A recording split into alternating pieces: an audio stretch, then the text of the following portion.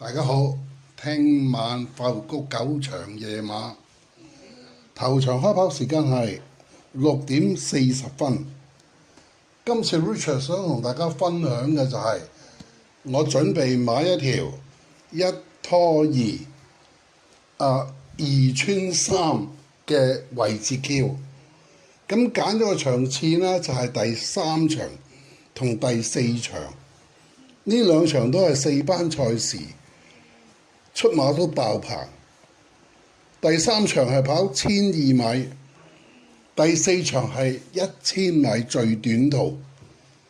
咁樣第3場呢，我揀咗個馬呢，就係7號非凡時刻，即係做膽啊！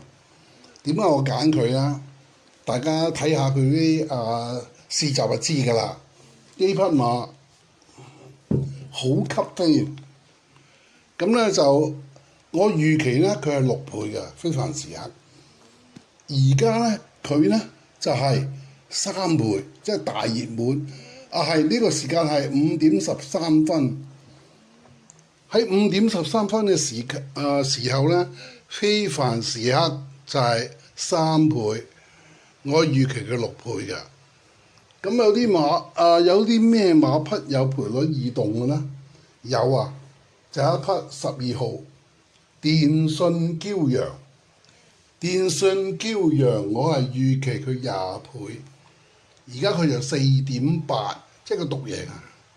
哇！即係個異動都好緊要，同埋非凡時刻一樣啊！即係兩匹馬都係熱咗，即係個程度好緊要熱得。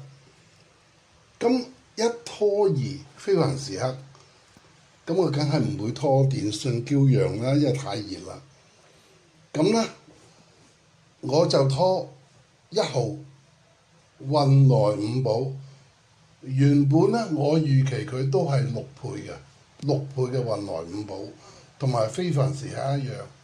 而家運來5寶就係9.2倍，仲有拖4號喬峰。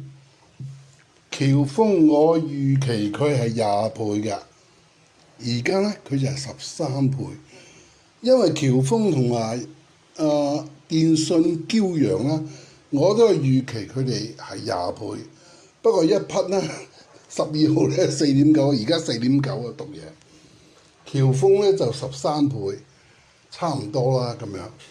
咁啊，仲有咩馬匹有異動啦？都係冇啊，都好規矩。係呢兩匹啫，即係7號同埋12號。咁我喺第3場咧就揀咗7號拖1號同埋4號。好啦，第4場過癮啦！大師傅即係出名嘅大師傅，有成績嘅大師傅5位啦，當全部騎細 number 馬，即係1號至5號馬。咁咧。